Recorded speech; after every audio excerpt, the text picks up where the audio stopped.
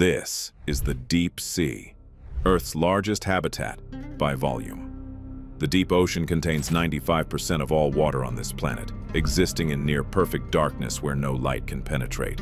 It is a place so vast that every mountain, forest, and city you've ever seen wouldn't fill a corner of it. And if you turned Mount Everest upside down and dropped it into the Mariana Trench, its peak would still fall 2 kilometers short of touching bottom.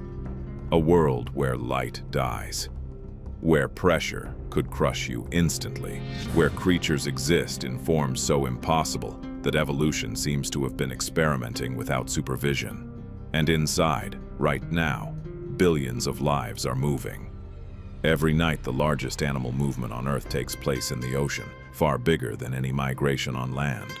The reason is simple: food. Billions of marine animals rise from the deep sea each night. Lanternfish, squid, jellyfish, and tiny crustaceans, together, numbering in the billions, swim thousands of feet upward to feed near the surface. They travel under cover of darkness because predators rely on light to hunt. Darkness gives them an advantage. As sunrise approaches, that advantage disappears, so they return to deeper, darker water where they are harder to see. This pattern repeats every night with remarkable consistency. It has continued for millions of years without interruption. Scientists call this process diel vertical migration. In terms of total biomass, it surpasses migrations of wildebeest, birds, and insect swarms combined. In short, the ocean runs the largest commute on the planet. Humans did not recognize this phenomenon until the mid-20th century. During World War II, naval sonar operators were scanning the ocean for submarines when they detected a dense acoustic layer that appeared at dusk, rose at night, and sank again at dawn. At first, they suspected equipment failure. The pattern, however, repeated nightly with precise timing and depth. The signal was not a malfunction. It was living biomass, moving in unison. In trying to track submarines, we accidentally discovered the largest synchronized migration on Earth, proof that sometimes the ocean is busier than we are. Drop below 200 meters, and the world changes. Light begins to fail.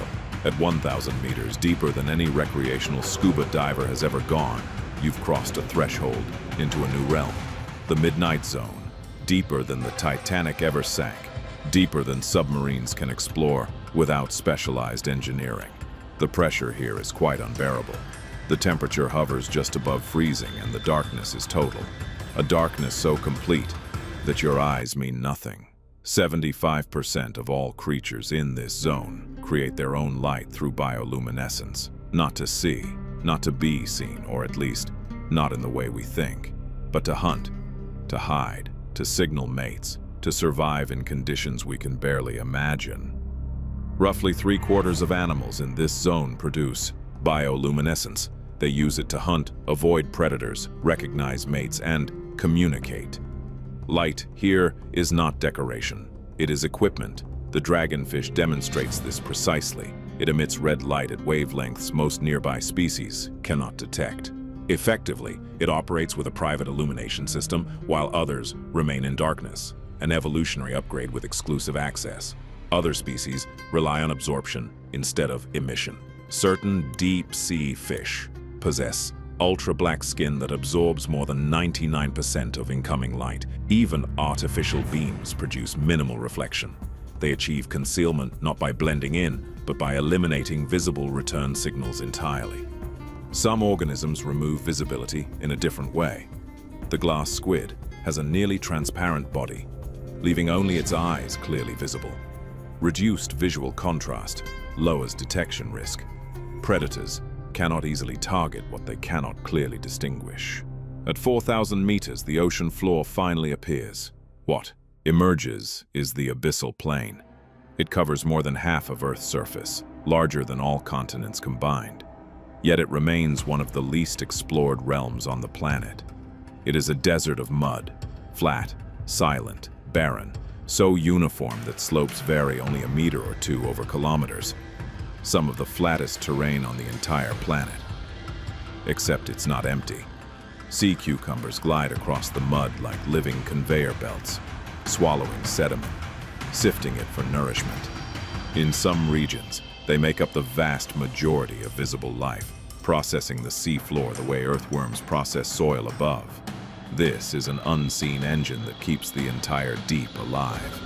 Giant isopods prowl among them, cousins of the common pillbug, but grown here to nearly half a meter long, creatures the size of puppies. They're the cleanup crew of the abyss, recycling detritus and waste in the perpetual cycle. Sperm whales hunt in these depths too, diving deeper than any other cetacean, descending miles into the darkness to battle giant squid, the largest invertebrates alive. These battles leave permanent scars on the whale's skin, visible evidence of wars fought in the absolute darkness. But the abyssal plane offers something sacred, something transformative. Sometimes, from the surface far above, a gift descends, a whale. When a whale dies, whether from age, disease, or battle, its massive body begins a slow descent through the water column. It is a collapse measured in days, sinking through darkness and silence, until at last it strikes the seafloor with finality. What happens next is nothing short of miraculous. First come the scavengers, sharks, isopods, hagfish. They gather in feeding frenzy lasting months, their numbers seemingly impossible, hundreds of creatures tearing at flesh, consuming, fighting, feeding, in an abundance that rarely exists in these starving depths. But as the skeleton remains and the soft tissue vanishes, something stranger occurs. Sulfur-loving microbes colonize the bones, using the chemical energy within them to build an entire community. Worms, mollusks, crustaceans, specialized invertebrates that exist nowhere else. This ecosystem will persist for decades, perhaps centuries, all sustained by a single whale's death. A whale becomes an island of life in a desert of mud. The transition is called whale fall succession, a predictable sequence where early colonists give way to specialized bone-eating worms called osedacs, which tunnel into the skeletons and extract lipids locked within. And slowly, so slowly that you could observe for years and see almost no change, the carcass flakes away to join the silt, returning to the sediment layer that accumulates at roughly 1 millimeter per 1,000 years. It is the only reliable food source for most creatures here. These white, flaky particles are life itself, but we haven't reached the bottom. Not yet. The Challenger Deep, the absolute bottom of the ocean, the deepest point on Earth at 11,000 meters below the surface. The pressure here is 1,086 bars. Here, every square inch of your body would experience a weight of over a ton. To a human, it would be instantly fatal. Your body would collapse, your organs would implode. Death would be instantaneous and absolute. And yet, life thrives here.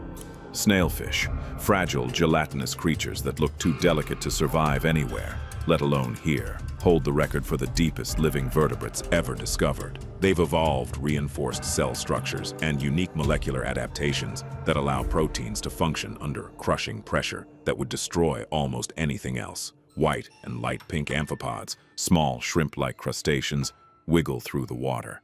Their shallow water cousins measure a few centimeters.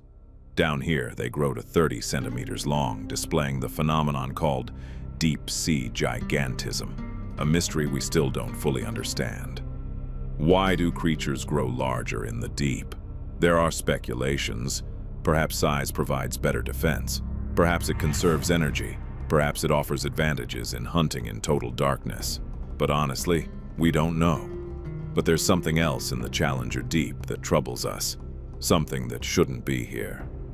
Plastic bags, found by scientists in 2018. Even the remotest place on Earth, the farthest point from civilization, the place where pressure and darkness reign supreme, is not safe from humanity. We have contaminated the deepest point of the world's largest ocean. The deep sea is not one world. It is many worlds, each with its own rules. There are the vents where superheated water, hotter than 400 degrees Celsius, erupts from the Earth's crust. These are places where the planet itself is literally tearing open, and magma heats seawater to temperatures that would boil anything alive in seconds. Yet, as this scorching fluid meets the cold seawater, minerals crystallize out, building towering chimneys of stone and metal, sometimes hundreds of meters tall. These black smoker vents emit dark billowing clouds rich in sulfides of iron, copper, and zinc. Here, life needs no sunlight. It feeds on chemistry, on the fire, water, and stone of the planet itself. Chemosynthetic microbes form living fuzz on the rocks, converting hydrogen sulfide and methane into organic matter, a process that powers entire ecosystems.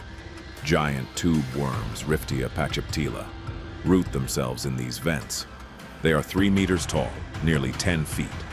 Organisms so large they dwarf any human being, yet they have no mouth, no stomach, no way to feed themselves. Instead, inside their hollow bodies live trillions of bacteria, a symbiotic relationship so intimate, so dependent, that neither could possibly survive without the other. The microbes feast on the vent's chemical breath and feed their host. The worms cannot live without these bacteria. The bacteria cannot live without the worms. It is a merger as complete as the anglerfishes, but built on partnership rather than parasitism. More than 80% of the ocean remains unexplored. That's not a rounding error. That's nearly the entire ocean. For every species we've documented, scientists believe dozens remain unknown. Each dive brings back creatures never before seen by science. Transparent fish that shouldn't be possible. Glowing worms with light-producing organs defying explanation. Jellies that break every rule of biology we thought we understood. The greatest mystery of all may be bioluminescence. Nearly 3/4 of deep-sea creatures produce light. The reason? We still don't fully know. Some use it to hunt, some to hide, some to communicate with mates across miles of darkness. The bloody bellycomb jelly shines in deep red, a color that never penetrates to this depth. It appears completely black to any predator, yet its interior conceals bioluminescent prey, hidden from creatures that might otherwise detect the glow. Then there are the mysteries within. Mysteries. We don't know why so many creatures grow to enormous sizes in the deep. Creatures that would be tiny at the surface, but become giants in the abyss. Giant isopods, colossal squid, amphipods the length of a human hand. A phenomenon called deep-sea gigantism, but why it occurs remains an open question. We don't know why a Greenland shark living in these depths may live over 400 years, the longest lifespan of any vertebrate known to science. That's 4 centuries. 400 years in the dark. We don't know why time itself seems to move differently down there. Everything here grows slowly, reproduces slowly, live slowly. In the abyss, energy is so precious that creatures have evolved to use almost none of it. But perhaps that is what makes these mysteries so powerful. They remind us that Earth still holds secrets. Secrets worth protecting, secrets worth discovering. After hours of traveling through darkness, we finally see it. A glimpse of light. We rise back toward a surface that feels like another world entirely. Because it is. A world where humans walk, where we fish and swim and build cities and build towers that touch clouds. Where we forget that below, an entirely different reality exists. Above the water, there is sun and sky and air and stars in a cosmic expanse. Below, there is a world we barely understand, and we've only explored 5% of it. Somewhere in that darkness, creatures we've never seen are moving right now, hunting, hiding, mating, living out lives we can barely fathom. They don't know we exist. They don't know there's a surface. They don't know there's a sun.